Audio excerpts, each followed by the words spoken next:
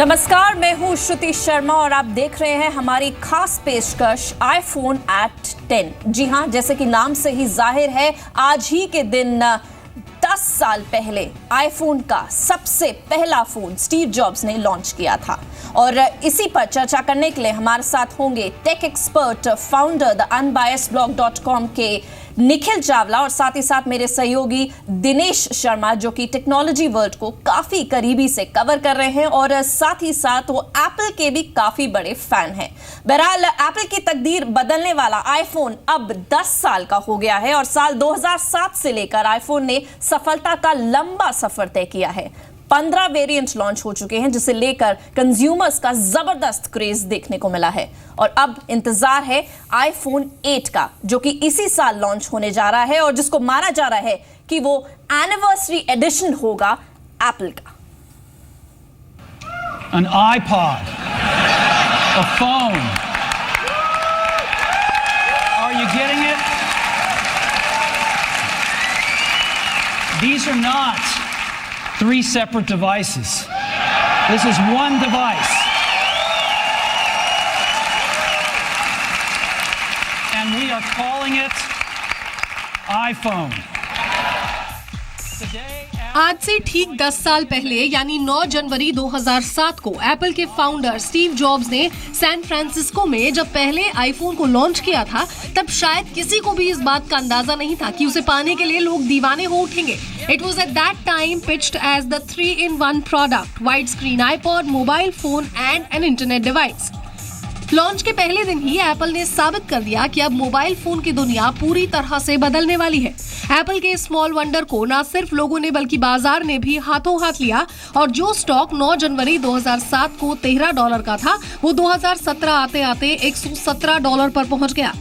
पहले साल ही कंपनी ने 61 लाख आईफोन बेचे थे। आईफोन ने मोबाइल की दुनिया बदल दी। आईफोन ने ही मोबाइल पर इंटरनेट को फील कराया और पिछले 10 सालों में आईफोन ने 15 वेरिएंट लॉन्च किए, लेकिन हर कदम पर iPhone prove to be the benchmark in the smartphone market, फिर चाहे बात उसके हार्डवेयर की हो या फिर सॉफ्टवेयर की। 2008 में आईफोन ने नई ऊंचाइयों को छूते हुए आईफोन 3G को लॉन्च किया। इस फोन में 3G नेटवर्क कैपेबिलिटी के साथ साथ GPS की सुविधा भी दी गई और ये फोन सबसे ज्यादा पसंद किया गया अपनी एप्लीकेशंस के लिए।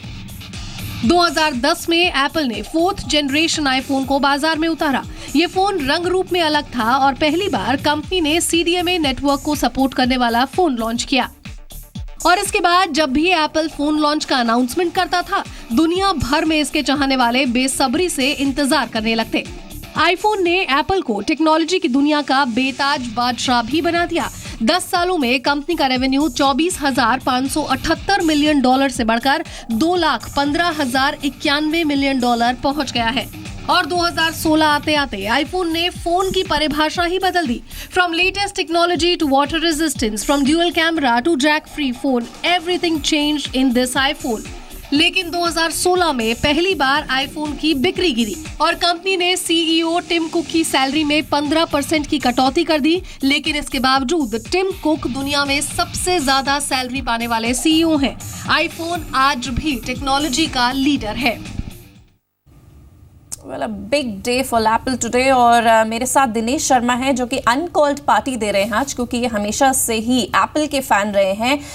आप इनकी खुशी देख सकते हैं स्क्रीन पर ही। He is out and out Apple fan. और दिनेश, पार्टी कहाँ है आज?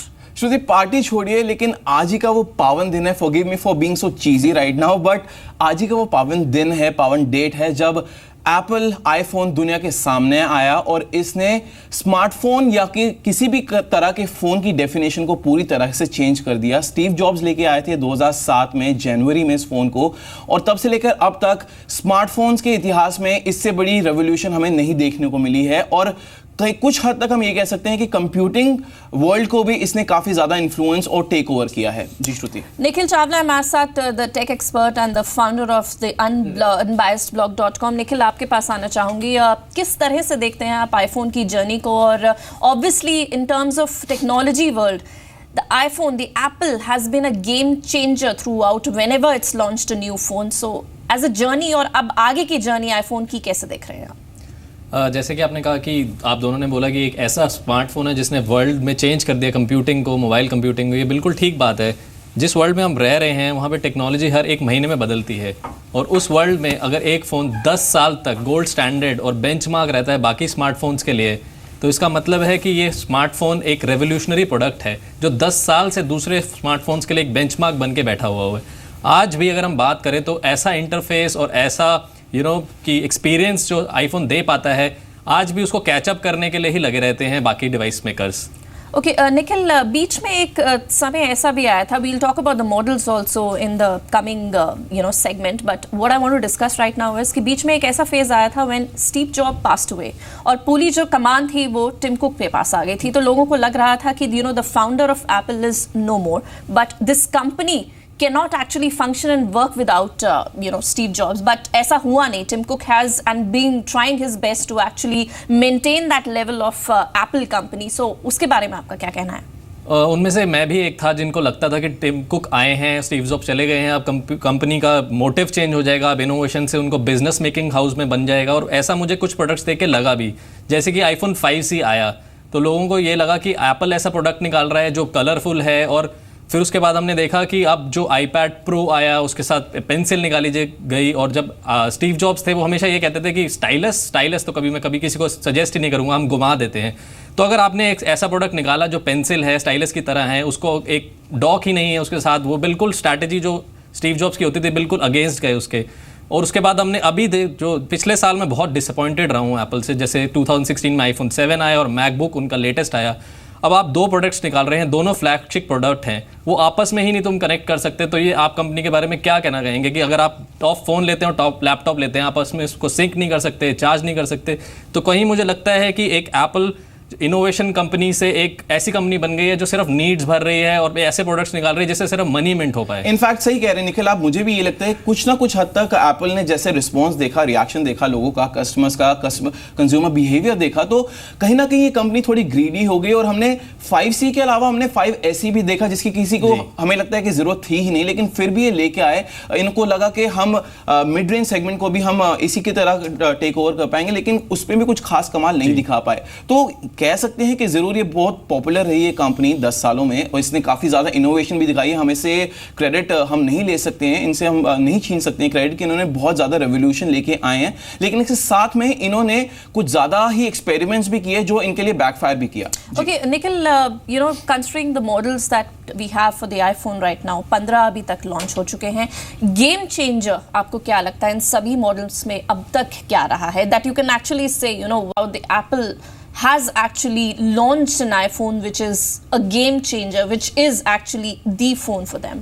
आई थिंक आईफोन 4 या 4S के बारे में हम ऐसा कह सकते हैं, वो एक फ़ोन था जब उन्होंने निकाला तो उसके बाद हम पॉइंट एंड शूट कैमरा उसको भूल गए। उसके बाद से वो ऐसा हो गया फ़ोन की जो भी फ़ोटो खींचते थे हम लिखते थे कि आईफोन से फ़ोटो खींची गई है, और उसके बाद से 2010 के बाद से आज तक फ्लिकर पे मोस्ट पुट फोटोज़ जो होती हैं, अपलोडेड फोटोज़ होती हैं, वो आईफोन टैग से ही होती है, शॉट इन एन आईफोन। वो 2010 और 2011 का जो ऐसा फ़ोन था जब स्टीव जॉब्स थे और उनका 4S आया था जो एक डेडिकेशन थी आईफोन 4S स्टीव जॉब्स के लिए, वो एक ऐसे मॉडल थे जिन्होंने चेंज कर दिया था। उसके बाद मुझे ऐसे लगने लगा कि जो क्राउड को ज़रूरत है, जो मार्केट में नीड है, एप्पल उसके अकॉर्डिंगली प्रोडक्ट बना रहा है। कुछ प्रोडक्ट ऐसा नहीं बना रहा जिससे वो पहले एक क्रिएट करता था नीड, अब उल्टा हो गया, जब कोई नीड होती है तो एक वो प्रोडक्ट बना के देता है। लेकिन सबसे बड़ी टेक्नोलॉजी श्रुति और निखिल मेरे हिसाब से एप्पल की रही है टच स्क्रीन। 2007 में ये नई टेक्नोलॉजी लेके आया, हालांकि नोकिया इससे पहले इसको बना चुका था, लेकिन ऑफिशियली हमने एप्पल की तरफ से देखा, और तब से लेकर अब तक ना सिर्फ ये कंपनी बल्कि ऑलमोस्ट सारी कंपनीज ने अपने स्मार्टफोन्स में टच स्क्रीन लगाई हैं, और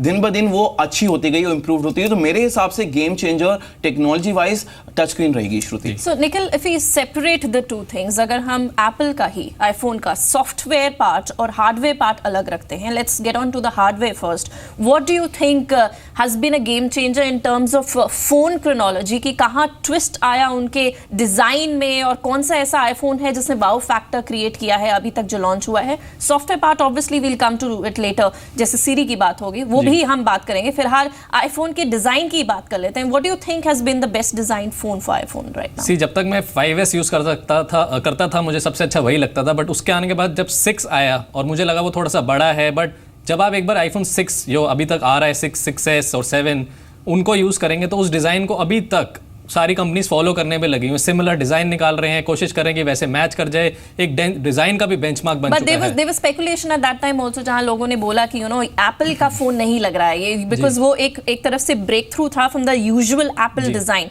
उस टाइम भी काफी शक हुआ था लोगों को कि कैसे, काफी लोग थे ऐसे जिन्होंने बोला कि the design is not too great, what had Apple made, it's not looking like an iPhone. So considering that part also, आपको क्या लगता है, it actually has taken a kind of a trend setting from there, और was it a little down from there? What's your take? नहीं, मुझे लगता है ये बिल्कुल ट्रेंड सेटर है। आप चाहे 5,000 का फोन ले लीजिए या 50,000 का फोन ले लीजिए, सब उसको फॉलो करने की कोशिश करते हैं। मैं ब्रांड्स का नाम नहीं लेना चाहता यहाँ पे, बट ऐसा कोई फोन नहीं होगा जिसने एक iPhone 6, 6s जैसा डिजाइन नहीं निकाला हो।